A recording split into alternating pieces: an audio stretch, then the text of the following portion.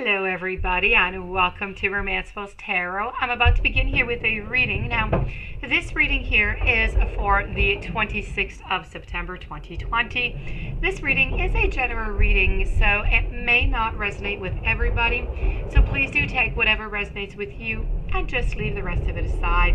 If ever you feel as though it doesn't quite make sense to you, it doesn't feel right with you, that's okay. Just let it be. It'll be for you for another time.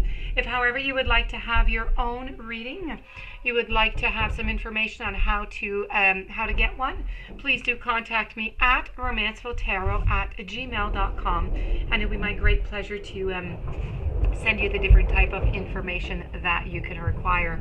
Also, if you have not yet subscribed to the channel, please do take a brief second of your time to click the subscribe button to show your support to the channel and to myself, and it would be greatly appreciated. So with no further ado, we're going to begin this reading. This reading here is dedicated to the beautiful sign of Sagittarius, and this reading is all about your blind point. So it's your blind point in love for the month of October. What I really want to try and go get is what is blocking you? What is your unconscious blocking you in your life, in your relationships? Okay, what is it? So this is what we're going to go get. And I also have over here the Heart and Soul, and I also have the Lover's Oracle. So we're going to begin with the blind spot. We're going to move forward to the other ones afterwards. So your blind spot, this is your sigil. I'm going to place it right over here like that.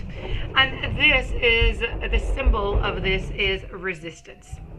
So you are in resistance. You are not admitting that a tug of war is occurring within you, or a tug of war is occurring between yourself and someone else. To understand resistance perfectly, I want you to imagine a stream of fast-moving current. In this current, there's a boat. This boat has 6 oarsmen in it, each of whom have a paddle. Some of them are paddling downstream with the current, and some of them are paddling upstream against the current.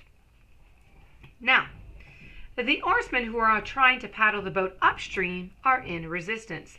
They are in resistance to the current itself.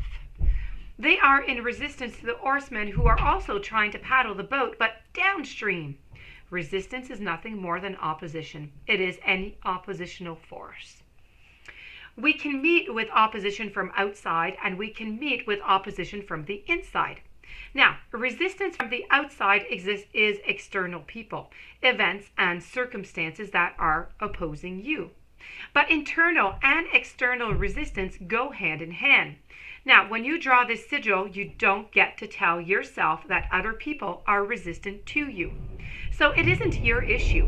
The universe is a time-space reality that is based on the law of mirroring. So the resistance we encounter on the outside is a reflection of the internal resistance that exists, usually internal resistance that we are unaware of. That being said, if you have drawn this sigil, it means that one part of you is resisting another part of you, or you are resisting something or someone else. When it comes to internal resistance, an oppositional force, and therefore resistance, can come in the form of thoughts, words, or actions. For example, take the thought, I have plenty of money and it comes easily to me. A resistant thought may be, all I ever get is bills and I never have enough money for what I want. So, you like my voice there? So, resistant words may be telling someone that you love them when, in fact, you don't. Or any other form of unauthentic speech. Now, a resistant action may be getting drunk when you vowed to stay sober. Obviously, we're trying to get to what we want or when we are trying to heal. Any force that opposes our healing or opposes us getting what we want is going to cause us incredible amounts of pain. What we usually do when we feel this opposition, either internally or externally, is that we try to push through it. We ignore it. We do not deal with the resistance directly. Because of this, we actually enhance the resistance because we are, in fact, resisting our own resistance. Now, What we have to do is become aware of the resistance that we have and directly address it in order to create some alignment so that there we can have all of our personal energy going on in the same direction. This will reflect externally into the world as external circumstances working with us instead of against us. What we need to do is to dive down, to pull up the anchor so we can set sail, not try to improve ourselves so that the boat can now move despite the drags of the anchor. Another metaphor is that we need to get the oarsmen who are paddling against the current to paddle with the current instead. The process you must go through to resolve the resistance is going to be determined by the specific circumstances. But one thing to remember is that your resistance deserves to be treated as valid and important, regardless of whether or not it's about something that is true or real.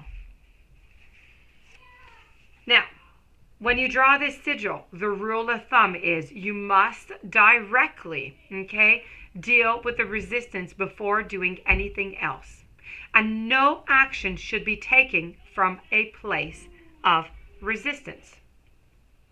Very, very, very important. So, this resistance is really, as I'm saying, is really about the oppositional forces, okay? So if you're resisting anything into your relationship, perhaps you're even two people, perhaps both of you are resisting the exact same thing into your relationship. So you need to find if there is a resistance, if there is one, what is it? Does your partner have that resistance also? And what can you do to pass over it so it doesn't continue? Because right now, it is simply blocking you into your life and into your love life. So you need to let that go.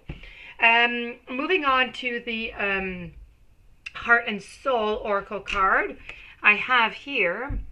It's time to reflect on what really matters. Ultimately, this is love, peace, and happiness. And you can only find these within yourself. So when there is peace and there is love in your heart, there will be peace and there will be love in your world. For all your experiences are simply your own reflection. And if we move over to the Lover's Oracle, I have acceptance is the key to inner peace.